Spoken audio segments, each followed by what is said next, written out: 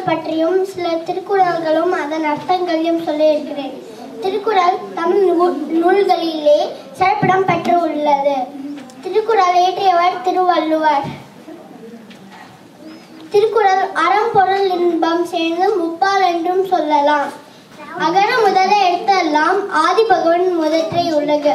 அதன் அர்த்தம் என்னவென்றால் எழுத்துக்கள் எல்லாம் அகரத்தில் ஆரம்பமாகிறது.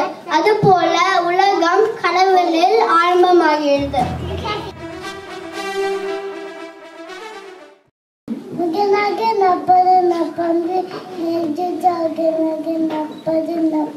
Very good.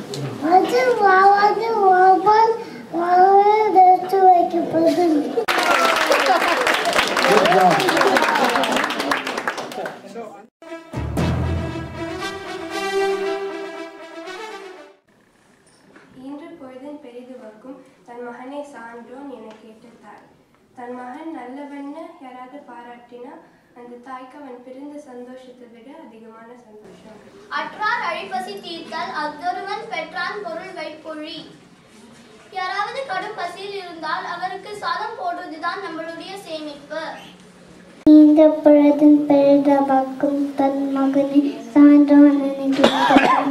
தன் மகனே சிறந்தவன் என்று சொல்ல கேட்டான். அவனை பெற்று போதத்தை மகிழ்ச்சி மிகவும் மகிழ்வார். Anjouan தஞ்சாமை பெரிதைமை Anjouan தஞ்சல் அறிவாழ்த்துதல்.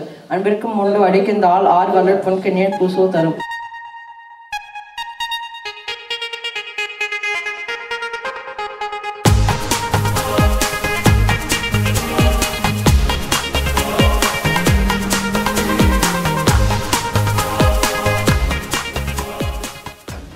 கடவுள் மனுஷனுக்கு சொன்னது கீதை, மனுஷன் கடவுளுக்கு சொன்னது திருவாசகம், மனுஷனுக்கு சொன்னது திருக்குறள்.